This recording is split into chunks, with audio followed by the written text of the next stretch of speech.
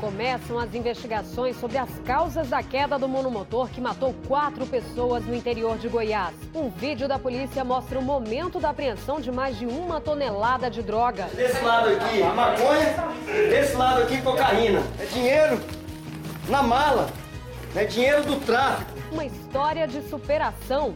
Para realizar o sonho do filho, o pai do jovem mobiliza uma equipe médica para levá-lo ao estádio. Ele queria ir para um estádio para assistir um jogo ao vivo. E esse dia, né, Matheus, finalmente chegou. Agora, no JA.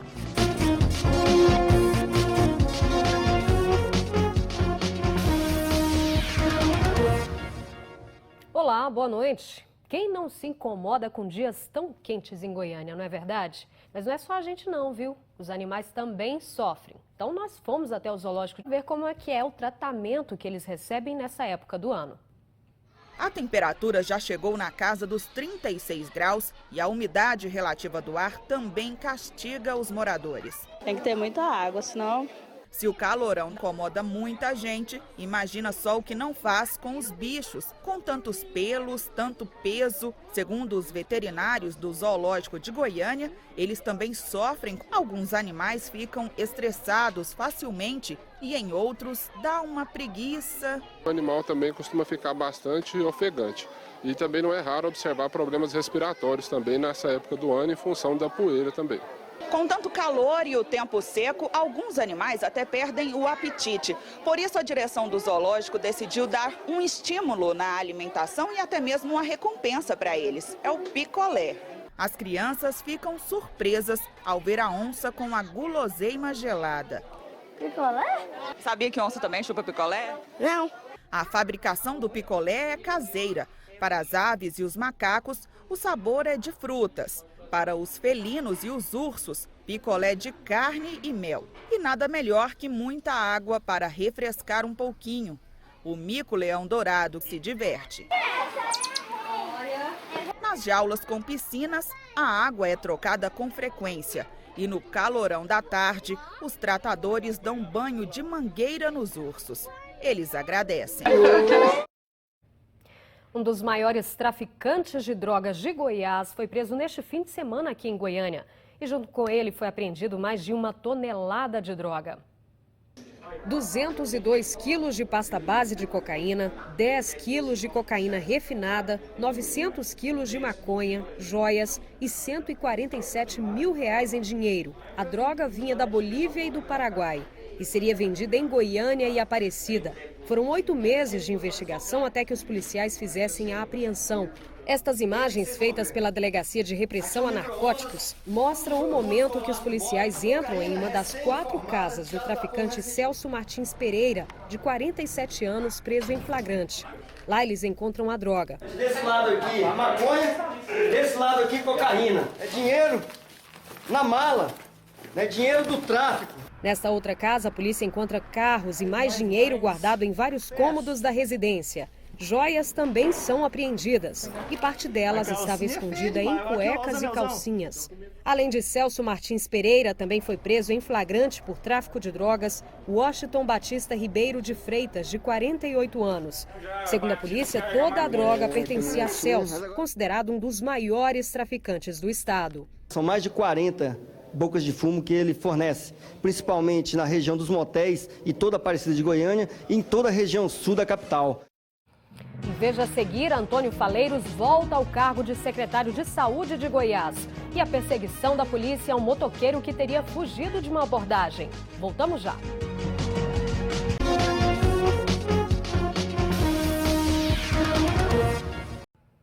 Antônio Faleiros Filho reassumiu o cargo de secretário estadual de Saúde. Ele foi afastado do cargo pela 2ª Vara da Fazenda Pública a pedido do Ministério Público, que denunciou o secretário por comprar remédios sem licitação. A liminar foi cassada pelo juiz substituto do Tribunal de Justiça, Maurício Porfírio Rosa. Na opinião do juiz, Antônio Faleiros tem foro privilegiado e só pode ser julgado pelo Tribunal de Justiça. 82 pessoas foram flagradas dirigindo sem carteira de habilitação nas BRs que cortam o estado neste feriadão. E um deles ainda tentou escapar. E a polícia registrou a perseguição. Um motociclista que tirava racha na BR-153 em Anápolis desobedeceu a ordem de parada dos policiais e entrou na cidade para tentar escapar. Depois de 2 quilômetros, o rapaz foi pego. Ele não tinha CNH e o documento da moto estava atrasado. No total, foram R$3 mil em multas. O motorista, que estava visivelmente embriagado, provocou um acidente no setor Garavelo, em Aparecida. Ele se recusou a fazer o teste do bafômetro e teve a habilitação apreendida. Insatisfeito, o motorista subornou o policial com R$20 e acabou preso. Vândalos colocaram fogo em uma escola municipal da região oeste de Goiânia no fim de semana. O fogo destruiu parte da secretaria e da sala de material de limpeza. Demolição de um mocó na Avenida 85. O local foi um restaurante que, abandonado, segundo os moradores, abrigava usuários de droga. A grávida que caiu na cisterna no fim de semana em Aparecida de Goiânia conseguiu fazer a ultrassonografia e o bebê passa bem. A mulher que estendia roupa no varal na hora do acidente ficou a 7 metros de profundidade presa por um suporte. Foi resgatada pelos bombeiros. Uma queimada foi a causa do apagão que atingiu vários bairros de Goiânia no horário de almoço.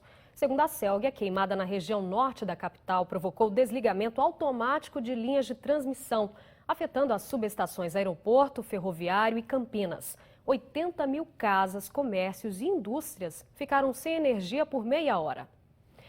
E a partir de amanhã, os telejornais da TV Anhanguera vão relembrar os 25 anos do acidente com o Césio 137, considerado o maior acidente radiológico do mundo.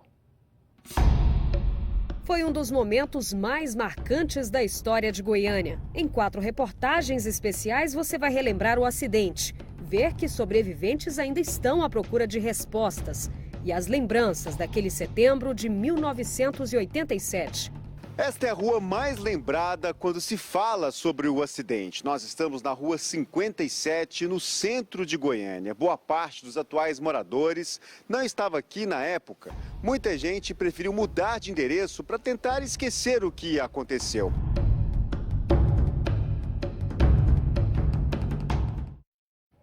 A primeira reportagem da série vai ao ar amanhã no JA Primeira Edição, depois do programa Encontro com Fátima Bernardes. E mais um caixa eletrônico no sul de Goiás foi alvo de assaltantes. Desta vez, foi em Buriti Alegre. Os caixas eletrônicos ficam neste Centro Municipal de Serviços. No local funcionam também alguns órgãos públicos. A tentativa de assalto aconteceu durante a madrugada. Criminosos estavam arrombando um dos caixas quando foram surpreendidos pela polícia. Franklin Neves de Souza, de 20 anos, foi preso. Os outros 2 conseguiram fugir, deixando para trás vários materiais: bolsas, maçaricos, faca, pé de cabra e martelo. Tanto o material como o autor, eles foram conduzidos para a Polícia Federal em Goiânia. Nas últimas semanas, vários caixas eletrônicos foram alvo de assaltantes em Goiás. No sul do estado, os bandidos já tentaram agir em Itumbiara, Morrinhos e Cachoeira Dourada e concretizaram a ação em Joviânia. Em instantes, o velório das vítimas do acidente com um avião em Acreúna, no sudoeste goiano. E vamos conhecer a rotina do Matheus, o jovem que, mesmo com uma doença grave, foi ao estádio torcer por um dos times preferidos.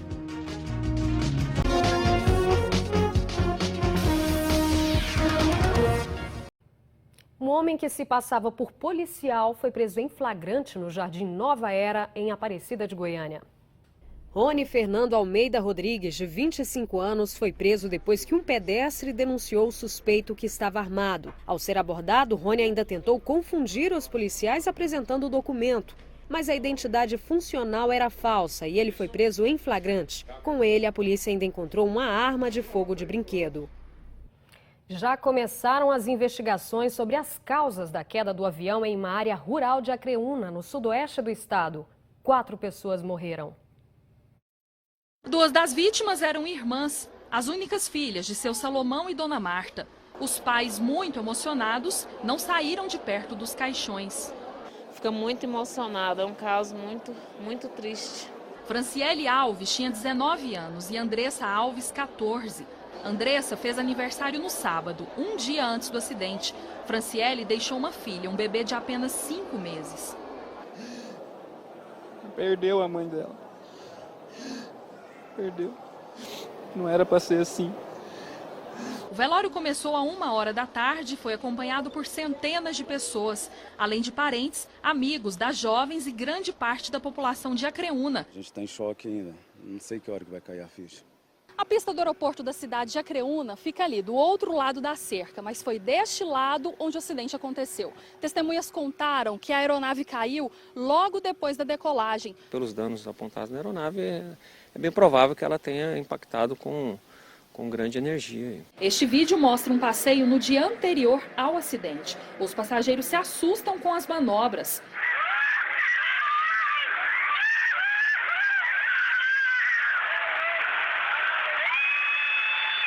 Depois do pouso, o passageiro grava também cenas da aeronave, o monomotor Cessna 172. Em nota, a ANAC informou que a aeronave prefixo N1009F tinha autorização para realizar voos particulares no Brasil, mas por ser de outro país, ainda faltava uma outra autorização para cobrar por esse serviço.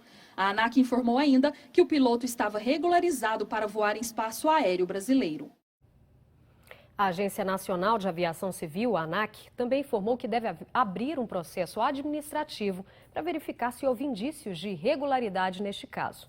E você acompanha toda a cobertura do acidente aéreo na nossa página g1.com.br/Goiás.